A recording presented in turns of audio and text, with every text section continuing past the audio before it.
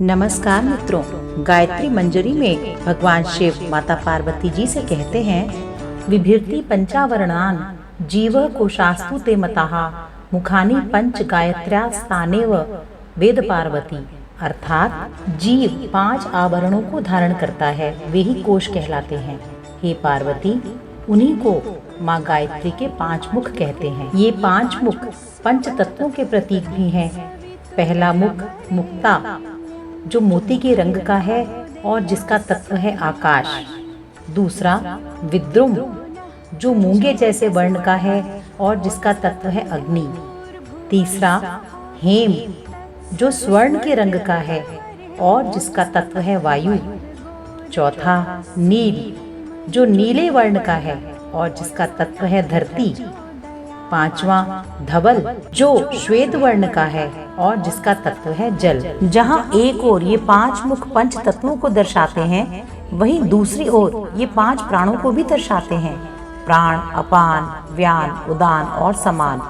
इस पृथ्वी पर प्रत्येक जीव के भीतर माता गायत्री जी प्राण शक्ति के रूप में मौजूद हैं। मनुष्य शरीर में ये पंच तत्व 5 कोश कहलाते हैं। ये अलग अलग होते हुए भी एक ही मूल केंद्र यानी गर्दन से जुड़े हुए हैं, अर्थात 5 कोश एक ही आत्मा से जुड़े हैं।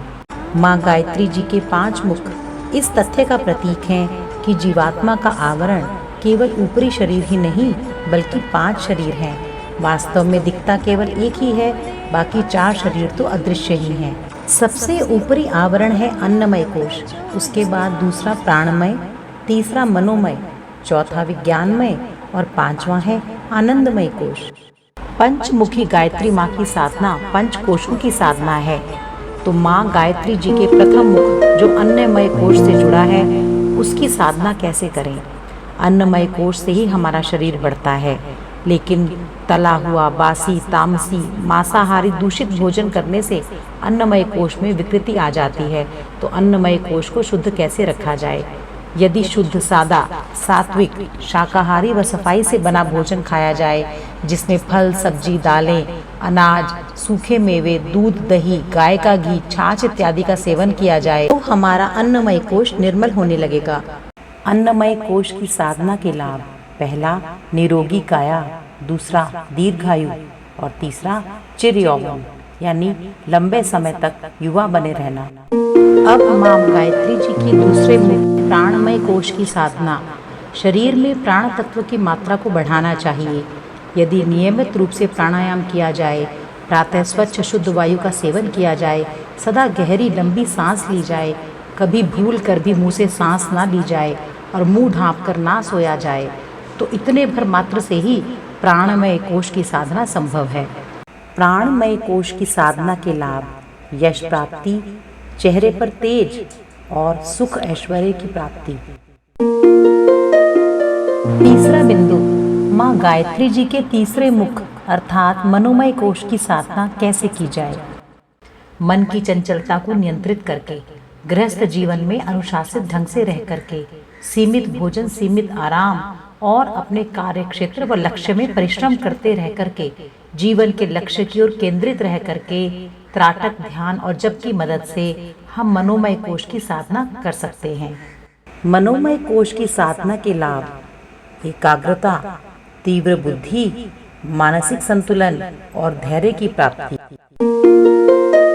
माँ गायत्री जी के चौथे मुख यानी विज्ञानमय कोश की साधना की बात करते हैं। यदि हम मनुष्य स्वयं से साक्षात्कार कर पाएं, अर्थात अपने बारे में जान लें कि हम शरीर नहीं बल्कि आत्मा हैं और उस पर ब्रह्म परमात्मा का एक अंश हैं, तो हमें आत्म अनुभूति हो सकती है।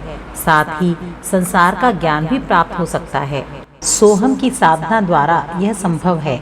विज्ञानमय कोश की साधना के लाभ: इंद्रियों से परे की अर्थात अतीन्द्रिय क्षमता, दूसरा दैवीय गुणों की क्षमता, तीसरा दिव्य दृष्टि और चौथा सुहृदय होने की क्षमता।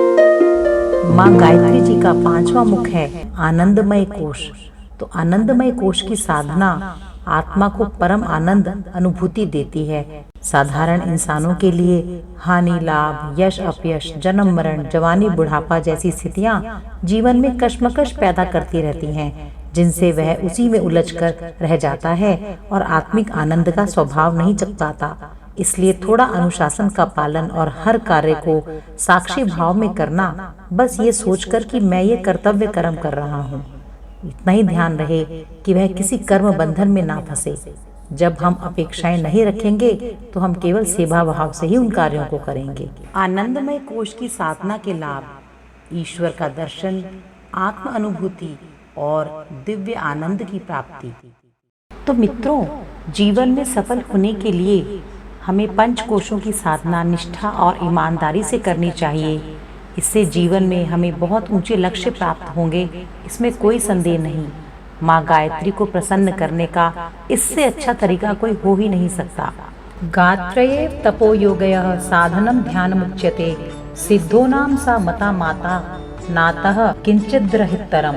अर्थात गायत्री तप है, योग है, साधन है, ध्यान है और वह ही सिद्धियों की माता मानी गई हैं। जय गुरुदेव, जय माँ गायत्री।